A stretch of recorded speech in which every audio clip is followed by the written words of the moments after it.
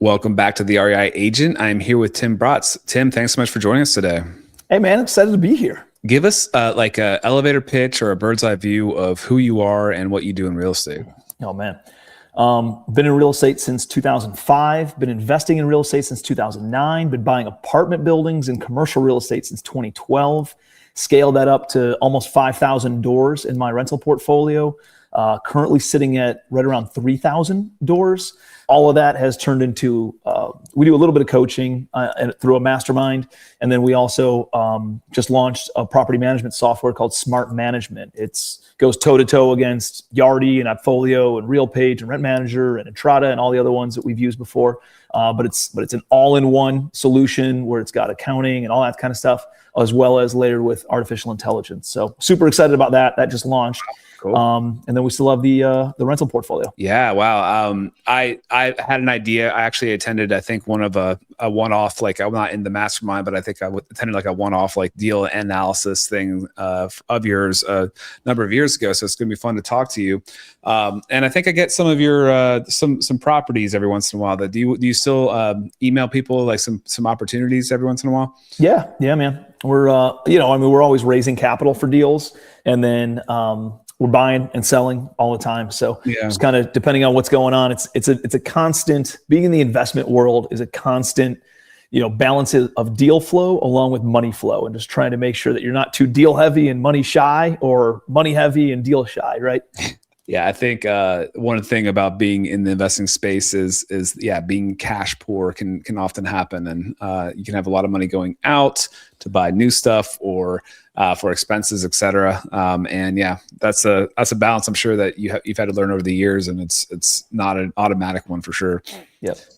The best way to combat that is by learning how to raise private money. So if you can raise capital and you know how to source private money, and you know how to structure deals, and you can utilize OPM, other people's money, for your different projects, it helps limit the feast and famine cycles that otherwise real estate investors always experience. That makes sense. And I definitely want to dive into that and kind of some of the nuts and bolts about, why that might be a good thing for somebody who would be considered a real estate professional, like real estate agents. But before I do that, let's talk about where you started. Did you start off in the investment space what'd you say, 2009? 5. Yeah. So 2005, I was going through college, and I interned for a big home builder, and I worked in the trades. I had like a painting company when I was in college, where a couple of my buddies worked for me, and we painted houses. And then in 2007, I graduated from college and moved out to New York City. From Cleveland, Ohio originally. And so I moved out to New York and got my real estate license. And so I thought that's what getting in real estate was. And so I got my real estate license, but I parked it with a boutique commercial brokerage. So we did mostly like commercial leasing and some investment sales. And that really opened me up. Like I brokered a 400 square foot lease to a falafel shop in Greenwich Village. And they signed a $10,000 a month lease on a 12-year lease term with 4% annual escalations. And you start doing the math on something like that, and you're like, dude, I need to be owning some real estate, not just brokering it. Yeah, for real. It's crazy, the amount of money. I think I just watched a reel of somebody showing their space, and I think it was like $30,000 a month to rent in New York City. Something crazy. It's wild, man. It's wild. You have a concentration of a lot of people there, and so it's not like that anywhere else in the country. But the idea of residual income and the idea of doing the math, and this landlord's making $2 million over the next 12 years for doing something once, that concept is really what resonated. Of like, I need residual income. I need to go buy assets that combat inflation, that I could put a tenant into. That tenant pays a monthly fee, and it covers all my operating expenses, covers my debt service, pays down my mortgage, and potentially puts a couple bucks in my pocket. Like, that's how real wealth gets built. Yeah, I mean, I think the debt payoff is not one of the things that people often think about as much, or it's not like maybe the first selling factor, but that's pretty crazy. Like if you get to like a big scale, I mean, you're looking at, I mean, you guys are probably well over hundreds of thousands of dollars or hundreds of thousands of dollars of debt payoff a month. Like it scales up like crazy. So yeah, it's amazing. Dude, that's really where the real wealth is built. The wealth is built not in the positive cash flow. And you will not see any positive cash flow for probably the first 5 years that you own a rental property. The real cash flow comes after owning it for 5 to 10 years, and the rents have bumped up by 2, 3, 4% per year. And you started paying down principal over that time too. And then you pick your head up, dude, in 10 years, and you're looking at how much equity you've built, and then the amount of cash flow that comes in. Like, that's where the real magic happens. So you got to be patient. You have to have a long-term vision in this stuff. Yeah. Yeah. And then hopefully there's some appreciation there as well, which I know we're not necessarily supposed to count on. But no, that's awesome. So you brokered that deal. You kind of had the light bulb moment of like, okay, I need to own some of this stuff to get on the other side of this equation. And yeah, really, I mean, you would be controlling that $30,000 or whatever you said a month. And that's some power. Even if a lot of it's going to expenses, a lot of it's going to the debt service, you kind of control that $30,000 rent check a month. So what was your next steps after that? Yeah. So I couldn't afford, I was a punk 22-year-old kid, right? And so like, I can't afford anything in New York City. So I want a better lifestyle anyways. I love visiting New York. It's just not a place that I wanted to live. And so I moved down to Charleston, South Carolina. Heard some good things about Charleston. So came down here and started learning, attending courses, paying for the rich dad education stuff, and going down that rabbit hole of, back then it was like blogs and things like that I was paying attention to and learning from, and get ready to jump into real estate. And then all of a sudden, dude, the entire carpet gets swept out on the real estate industry, right? The great financial collapse occurs. And everybody points the finger at real estate as the reason it was occurring. So at 22 years old, 23 years old, I wasn't going to be able to raise any money from anybody else. Yeah, right. Banks weren't lending to me. So it was a blessing though, because right when I showed up to the party, everybody's running out the back door saying, run from real estate. If I hadn't, like, the timing was actually pretty good though, because as difficult as it was, that was easier to handle than maybe graduating 2 or 3 years sooner, going down the real estate rabbit hole, not knowing enough to be an expert or have the wherewithal to not take out a no document loan or a stated income loan and just go and borrow millions of dollars and be completely bankrupt at the age of 25 or something. So I'm glad that didn't happen, and I'm glad I graduated when I did. And as difficult as it was, I learned a lot about creative financing. I learned a lot about how to source off-market deal flow, negotiate deep discounts, bump it up just a little bit, maybe not all the way to retail price, just so I can get it sold faster. And, that quick nickel is better than the slow dime kind of a thing, and just transact. And then the more transactions I did, the more confidence I had, the more people saw me transacting in real estate when nobody else is transacting in real estate or making money in real estate. Right. They're like, what the hell is going on with this kid? And then all of a sudden people are like, well, dude, I got 50 grand, or I have 100 grand, or I have 25 grand that I'd love to invest with you into some real estate deals. And when you're buying properties for, under $50,000 a door, like, you can't lose, and they rent for $750 a month. You literally can't lose on stuff like that. So I started building up a portfolio of single family homes, chased some shiny objects. That wasn't good, like in other industries. Got back into real estate by 2012, and just put my head down and started collecting houses. And then I got into multifamily, and then an 8-unit building came across my desk, bank owned in I think it was December of 2012.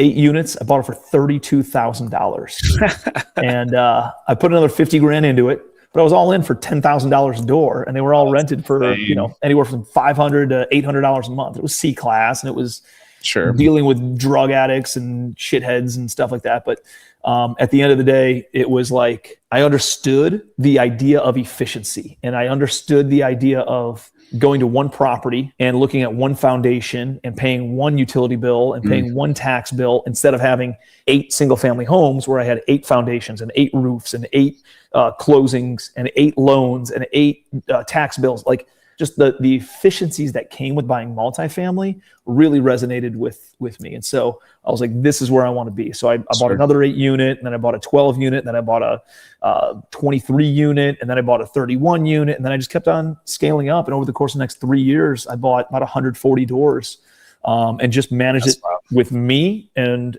one other part-time employee.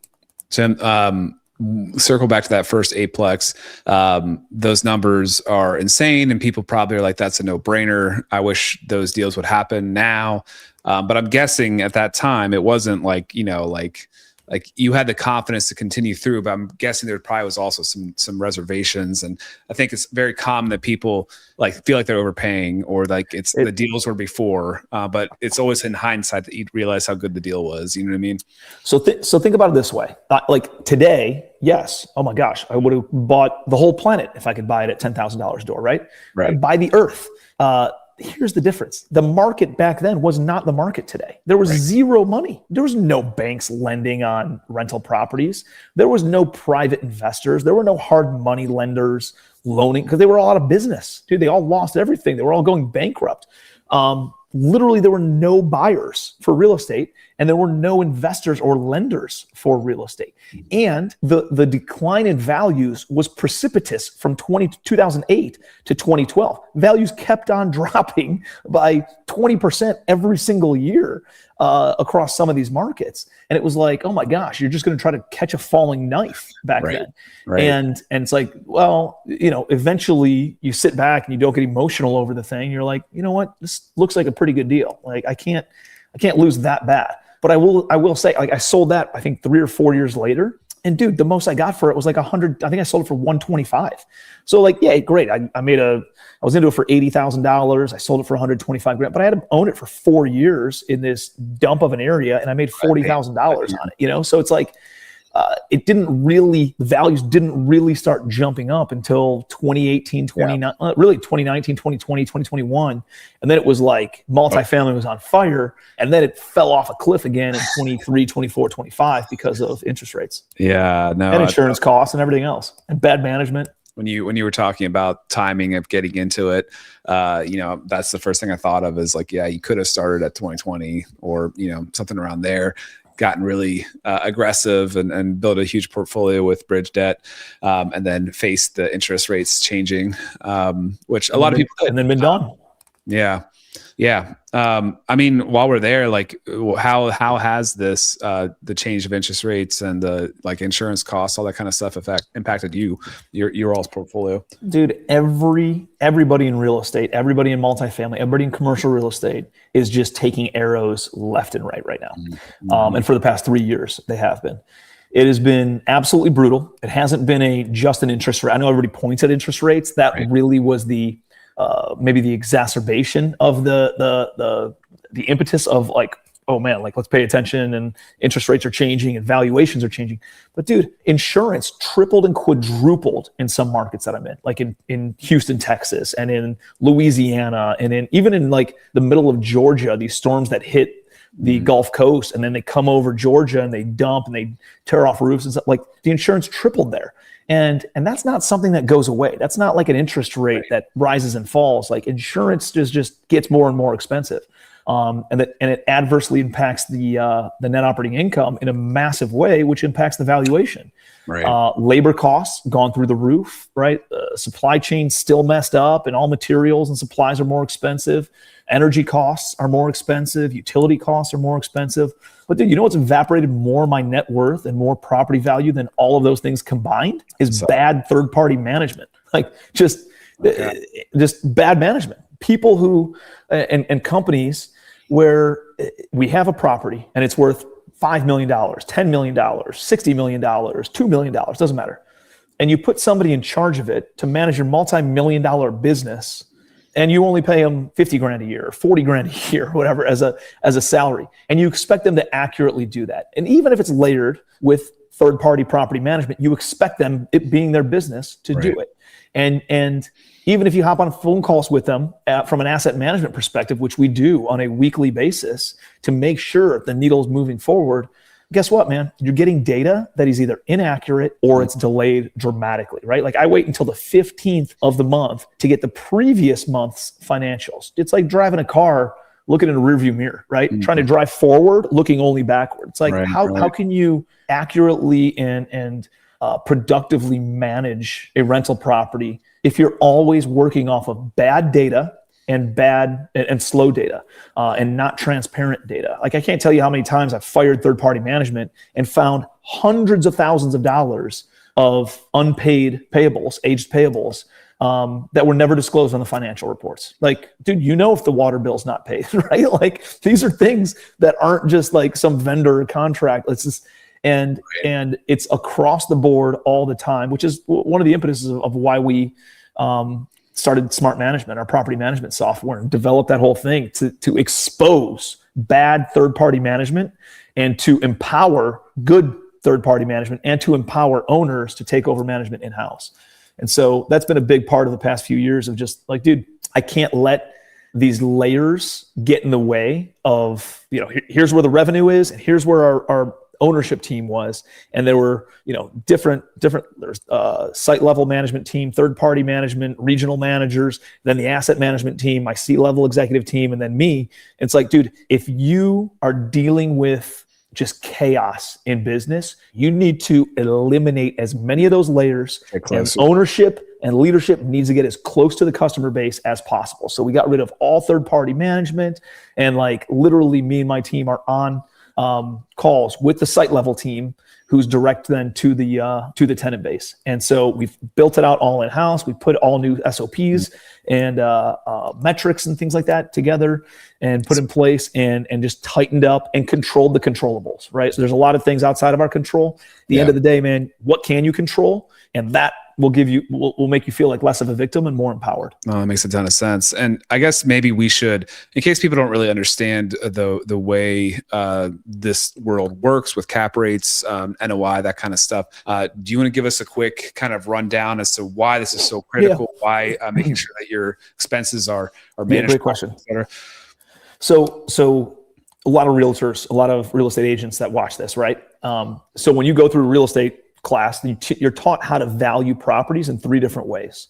One is the cost approach to build something. Another is the comparable approach of, I have a 3-bedroom, 2-bath house right here that's 1,500 square feet, and the house across the street just sold for $300,000, and it's 3-bed, 2-bath, and 1,600 square feet. So mine's probably worth 280, 290 or whatever, right? So that's a comparable approach based on other things that have sold. And then the third one is the income approach. This is how businesses are valued, and this is how commercial real estate is valued. So all that matters here is what is the income minus all the operating expenses, taxes, insurance, utilities, maintenance, management. And it leaves you with a net operating income, right? This is how much I net at the end of the year, or at the end of the year. Of this net, your value of that property is a multiple of that. That's the cap rate valuation. So a cap rate is like, listen, you're netting $60,000 a year on your apartment complex. The going cap rate for apartment buildings in Cleveland, Ohio is a 6% cap rate. So you take 60,000 divided by 0.6, and it leaves you with a valuation of $1 million. So your property would typically appraise for around $1 million in the commercial world based on the income approach. And so that is what impacts valuation. So I'll give you an example. On that net income of $60,000, let's say I was able to implement some sort of a valet trash, right? And maybe this is a 10-unit building. On a 10-unit apartment complex, and I implemented valet trash. Valet trash is like when they come and they take your trash from your front door and they take it out to the street and they take the garbage cans out. You don't have to deal with any of that. And maybe I can implement valet trash for $15 a month per tenant. And out of my 10 tenants, I'm going to do some quick math. $15 times 12 months times 10 tenants brings in $1,800 additional income that we didn't have before we had valet trash. And this is in addition to rents. So I bring in $1,800 of additional net income that goes straight to the bottom line. There's no additional expense. It's just like my maintenance guy who's already there and he just takes it out twice a week or whatever it is. $1,800 of cash flow, that's exciting. What gets more exciting is at a 6% cap rate, you divide it by 0.06, not 0.6, divided by 0.06, right, adds $30,000 to the valuation of that apartment complex, all by just adding a $15 a month additional revenue stream to the property. And so you can see how all of a sudden, like little things start compounding in a positive way if you're generating more revenue or able to reduce your expenses. And the flip side of that coin, or the other side of that pendulum, is that if expenses go up, it can dramatically adversely impact your net income and your valuation. And that's what's happened over the past 3 years is as expenses have increased. Let's say your property taxes go up. Your property taxes on a building that size would be like $20,000. Let's say they increase by 15%, right? So $20,000 times 1.15 goes up by $3,000. $3,000 a year divided by a 6% cap rate reduces the value by $50,000. So now you can't sell that apartment building for $1 million. Now you have to sell that apartment building for $950,000, all because property taxes bumped up. Just naturally got reassessed every 5 years, and that's what happened. Like, dude, so imagine what happens if your insurance doubles. Imagine what happens if your utilities increase by 30%. Imagine what happens when labor increases and material cost increase. And just, dude, it's like you're getting arrows from every single direction. And all of a sudden, these properties go from being worth millions of dollars or like $10 million to all of a sudden it's worth $6 million. And you're like, oh my gosh. And a big part of what dictates the cap rate is interest rates. So that's why interest rates play a part, because usually you want to spread between what your cap rate. A cap rate's also known as like an unleveraged yield. It's like if I bought this $1 million property with cash, my yield, my return on my investment would be 6%, a 6% cap rate. And so if I'm going to go put leverage on it, if I'm going to go get a loan for it, typically the lender, you'd want interest rates. There's probably a spread of somewhere between 1 to 2 percentage points on that. So this is a 6% cap rate when interest rates were 4 or 5%. Today, with interest rates being 6%, you're looking at a 7 or 8% cap rate valuation. So on that same $60,000 of net income, at an 8% cap rate valuation, right, instead of a 6% cap rate valuation, brings your value down by 25%, by $250,000. That is why so many, commercial investors are walking around today with like, oh my God, just beaten and bruised, because not only are the NOIs, the net incomes lower, but the valuation, it's just every direction, man, we've gotten hit. And so it's been a pretty tough market for the past 3 years. But that being said, for somebody who's like new, saying, I want nothing to do with multifamily, like when there's blood in the streets, that's the time to buy. Like that's when the opportunities are. And there's a lot of jaded and tired and beaten and bruised operators that just want portfolios off their books, and they're willing to take a big loss. And it's a great time to be able to step in and buy discounted multifamily properties. And so the other thing is, man, I don't want to ramble too long, but I see the market really turning and being very positive for multifamily for the second half of this decade. If you take a look at housing statistics, we are 4 million housing units short of supply of what we need in the United States right now. And you've seen flat rents and if it's been so, there's so many housing units short, how come rents aren't higher? How come valuations or blah, blah, blah, this or that? Well, there's been a lot of deliveries of new product happening in 2023, 2024, and 2025. These are things, developments, build to rent, you name it, that were acquired and started in 2020, 2021, and 2022. And so then it takes 24 to 36 months to cycle and actually deliver these things. And so you've seen consistent housing deliveries over the past 3 years. That stops in 2026. Why? Because as soon as interest rates started skyrocketing in 22 and 23, these builders started going pencils down, and they stopped underwriting deals. They stopped banking land. They stopped taking on the risk because they didn't know what they could sell these things. Most builders don't build to hold. Most build to sell, and they are impacted directly based on the federal funds rate. And so their cost of money to build things starts going up, and it starts going up substantially, steeper than it's ever been seen since the creation of the Federal Reserve. And so they're like, I'm not building anything, right? Like let me sit back, finish what I have in the pipeline, and then we'll watch to see how things play out. And so these builders aren't delivering anything in 26, 27, and 28. If they started today, the soonest they'd deliver would be end of 28, early 29. And so like we need another 1 million housing units a year. So in the next 36 months, we're going to find ourselves 7 million housing units short of what's needed. On top of that, if they do start building costs have skyrocketed. You can't build a single family home for less than $300,000 today. You can't build a multifamily apartment for less than probably $150,000 to $200,000 per door. And so like anything that's new construction that would be delivered 3 years from now is going to be luxury or at least up higher end. And that's not where the housing issues are. The housing issues are in affordable housing. And there's nothing that can be built for a reasonable price point in order to justify this stuff. So what you're going to see is a lot of investment into older housing stock, right? The 70s and 80s vintage type stuff that's candidly, dude, it's in a better location than a lot of the newer stuff, right? It's more city center, it's more urban, it's more walkable, it's more, and you're going to see a lot of that stuff starting to turn and be renovated and not only improved, because you can buy that for $50,000 to $80,000 a door in a lot of markets. I'm not talking like primary downtown New York or anything like that. I'm talking like, first ring suburbs and second ring suburbs and rural areas, tertiary towns, secondary markets. But dude, you can go out and buy, I have an apartment building in Springfield, Illinois that we're trying to sell it for $70,000 a door, right? You can go and buy that building, have 265 units, and it's already renovated, and just do a condo conversion and sell the units to the tenant base. They're going to be able to save money on what they're paying in rent on a monthly basis. The city wants to see home ownership and stickiness there. And you're going to be able to sell it for $110,000 or $120,000 a door as opposed to $70,000 a door. So like you're going to see some real big spreads on that front.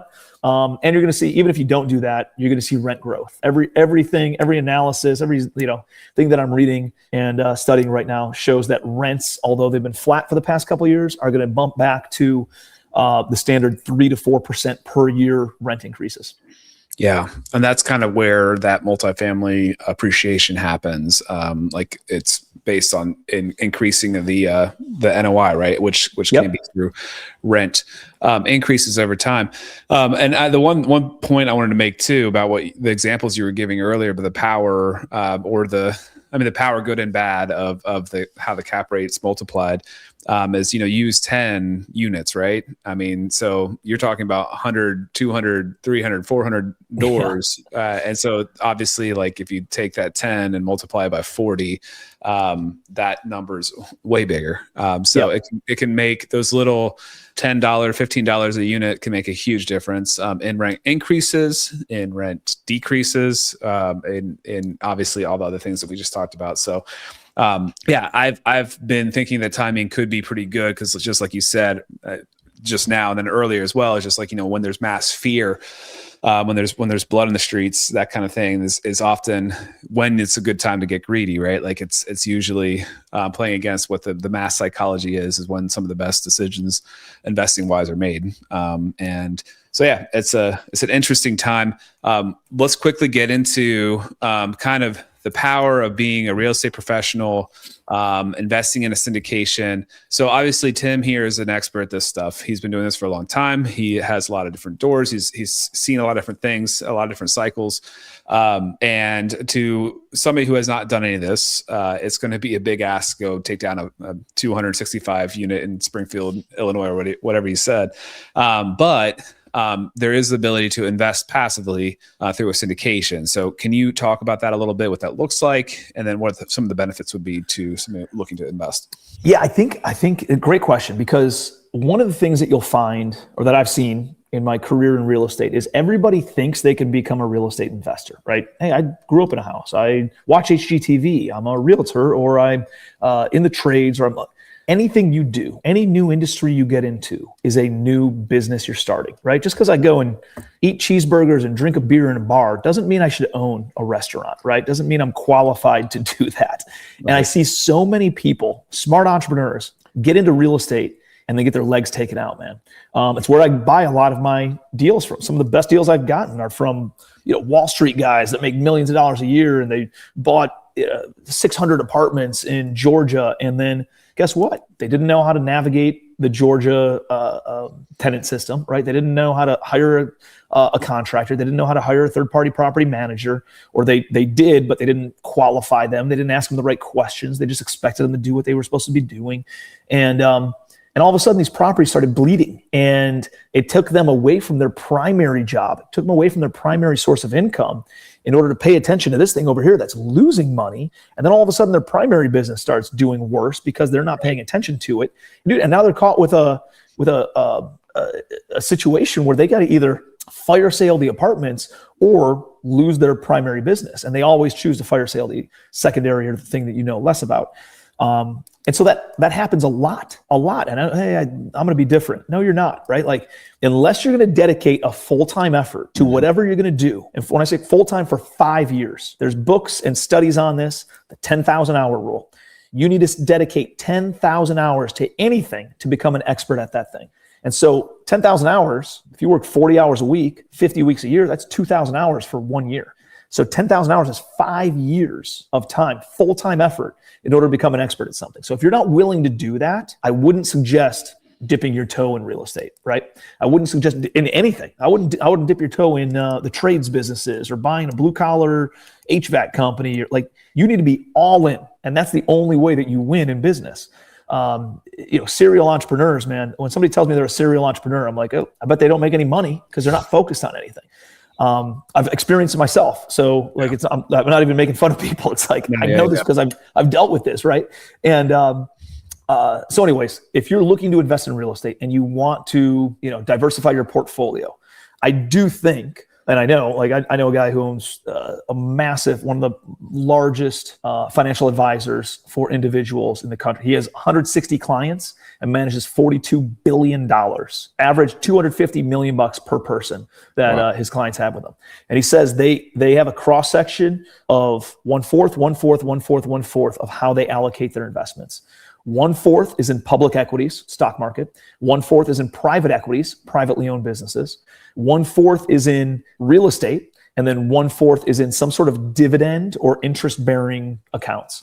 Dude, it's good enough for me, right? Pretty simple. Makes good sense. So if you don't have some exposure to real estate, like, real estate does pretty well when there's hyperinflation going on, right? Having fixed assets and businesses does pretty well when inflation skyrockets the way that it does, and it's going to continue to do. So you need some sort of exposure to real estate in your investment portfolio. And you can go buy a REIT or something like that through the stock market, but it's going to be minimal returns. What I would say is find a great operator. Find somebody in your local market who's active, who has experience, who knows what the heck they're talking about, who's been through, been around the block a few times, and has some success stories and has some loser stories. Say, hey, what's worst case scenario? Tell me about the worst deal you ever did. Tell me about the time you lost money, right? And have those conversations of how they navigated that. And you can look at investing with them in two different ways. One, you could just lend them money, and they can go and flip houses, or they can go and flip small multifamily buildings, or you can be kind of like a debt lender to them, where they just pay you a fixed 6, 8, 10, 12% return on your money. Predictable, no upside, no downside, just a predictable debt loan that you're making to somebody. And that's a very real and very available opportunity to go and invest. Now, you want to make sure that you're secured and all that kind of stuff. Paperwork's done right. But that's a great way to generate good dividends and good interest income. That's far exceeds what you can get in a money market or a CD. Mm-hmm. So that's one. The other option is to be to invest as a limited partner in a syndication. What this means is, let's say I'm buying an apartment complex for $5 million, and I'm going to go and raise $1 million of money. I don't need one person to write me a check for $1 million. Maybe I'll drop it to $100,000 minimum investment. They write me a check and I'll bring in 10 investors at $100,000 a piece. These investors receive what's called a preferred return, and then they also have equity ownership in the deal, right? So it might be 2% equity ownership for every $100,000 that they bring, but they do have equity ownership. So they share in the depreciation, in the tax benefits, in the equity upside of the deal. And then there's usually, we usually do somewhere between an 8 to 10% preferred return. So when there's cash flow in the property, they get the first money that goes back out. So it's preferred to them, and they get the first $8,000 that comes in excess cash flow. If there's no cash flow or not sufficient cash flow, they get paid out whatever we do have. And then the rest would just accrue. And then when there's excess cash flow, or when we sell or we refinance, all that gets caught up. And then after they make their 8% preferred return, then they have their equity split with us.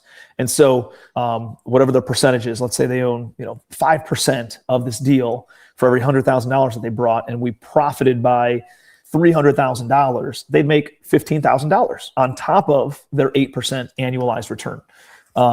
So it's a sweet deal for the investors. It's a great way for them to participate and be involved in an apartment complex without having to be the expert and go through 5 years, 10,000 hours of learning experience. Well, that like to execute successfully, but also just having to spend the time on, like I think some people will definitely not want to be, getting calls about clogged toilets and that kind of stuff. If they're investing in like just a single family, townhouse or whatever for a rental, they don't want to have to deal with that kind of stuff. And so that's also baked in here. You're not going to be, you're basically, there's a deal that's presented to you, and you're going to decide if you want to do it or not. So there's two factors here, like you talked about. There's the operator, that's the most important, and then the second is the deal itself. And so like it's a good idea to have some knowledge about how this all operates, which you explained it really well. Listening to podcasts like this help. There's definitely a good idea to understand the how it's going to work. What's the game plan? What are we going to do here? Are we going to do a value add? Are we going to improve the NOI with the cap rate magic we just talked about? Basically make the business more profitable to make the property more valuable. And then are we going to refinance and hold ownership, get money back, hold ownership? Are we going to sell and then receive additional profit like you just explained? But above and beyond all of that, like there is the tax benefits, which is huge. Like this could be almost considered like a real estate 401k. Like if you're a real estate agent, you're going to be doing an accelerated depreciation on these big assets, where instead of most people listening would understand that like if you buy a house as a rental, you would typically take the value of the property divided by 27 years and then take that every year as depreciation. Whereas in this kind of property, they would be looking at an accelerated depreciation schedule where everything, the IRS has this essentially like a value or a year time frame for every little thing in the property. And so you're going to be able to take a lot more at the beginning, a higher amount of depreciation at the beginning, which can result in a pretty nice tax benefit for the investor. So to put that all in plain English, I just like to give an example of something that I've invested in. It was a mobile home park. I was a limited partner and put in $50,000. And the first year I was able to write off about $66,000 of my taxes. The second year it was another like 17 or something like that.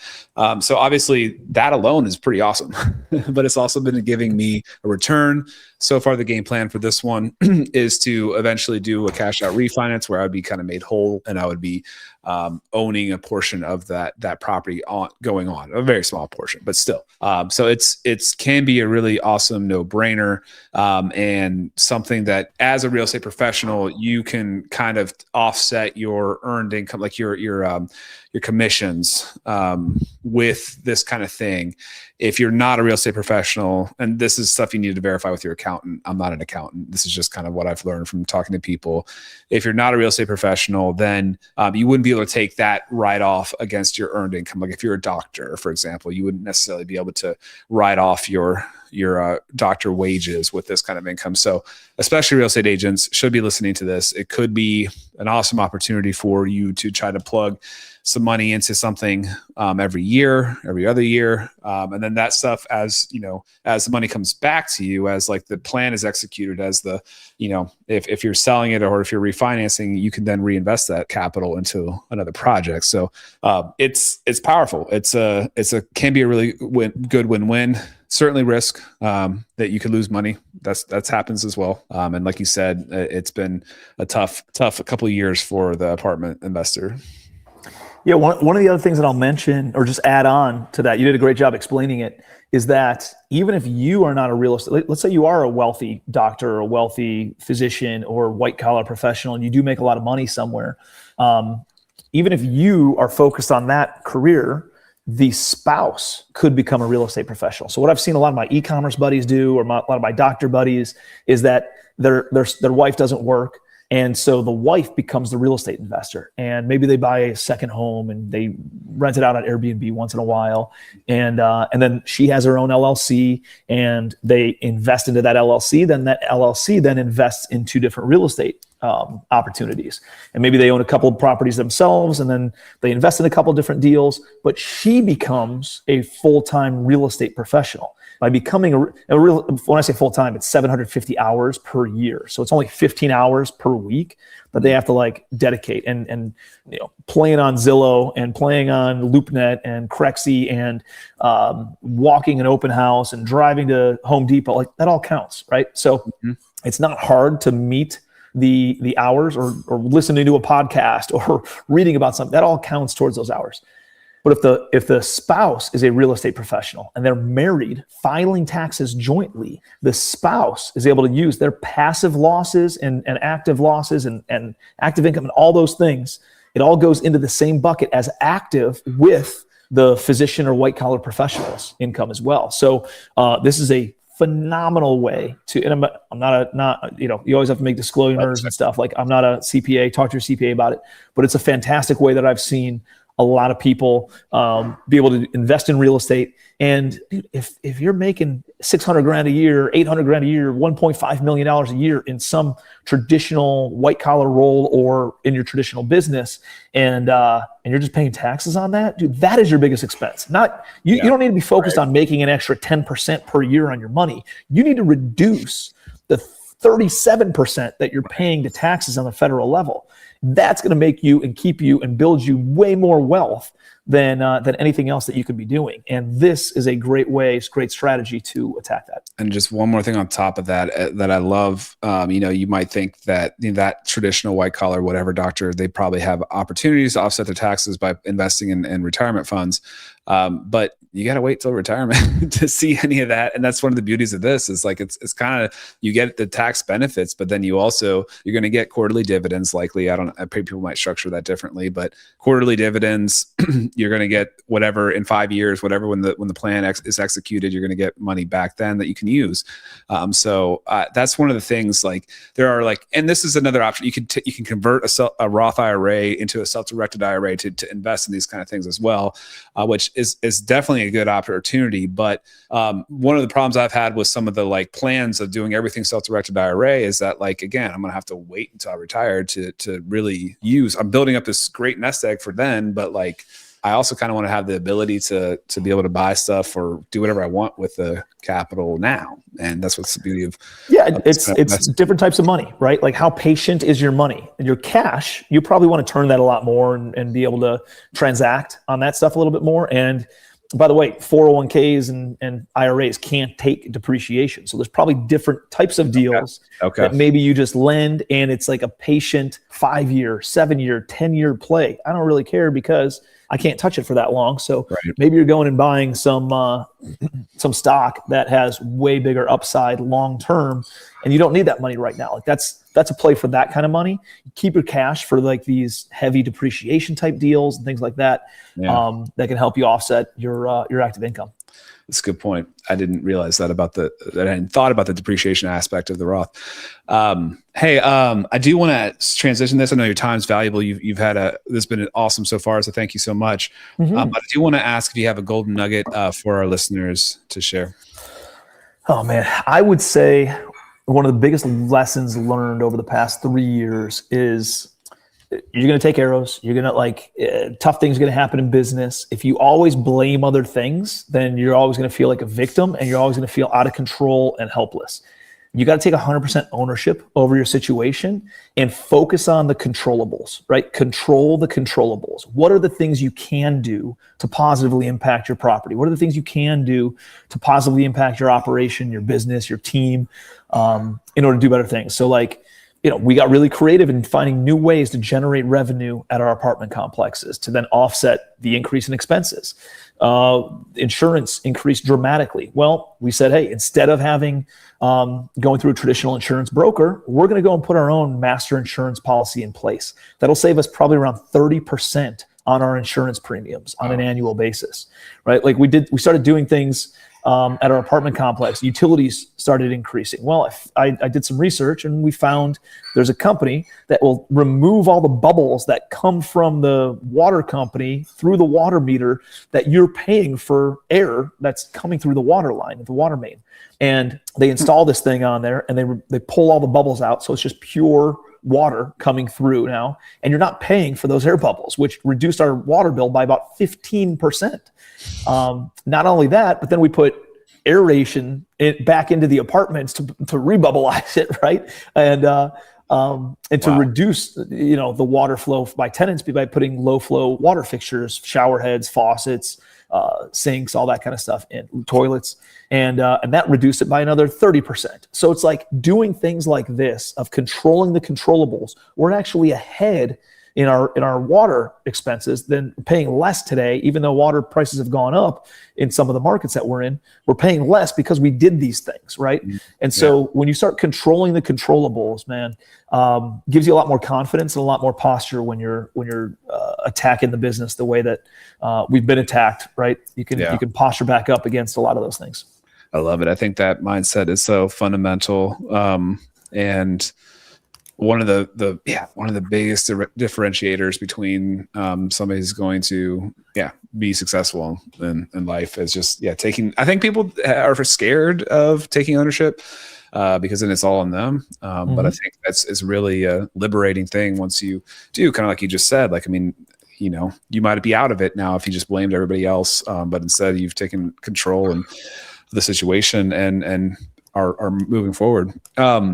Now, what about a favorite book, a fundamental book you think everybody should read, or just one that you currently are really enjoying? Yeah, man, a book that has made a big impact on my life that I gift probably more than any other book is called 12 Pillars by Jim Rohn. Jim Rohn's like one of the foremost thought leaders of our time, and it's where Tony Robbins got all his stuff from, and he's no longer alive. He passed away, I think, in 2010.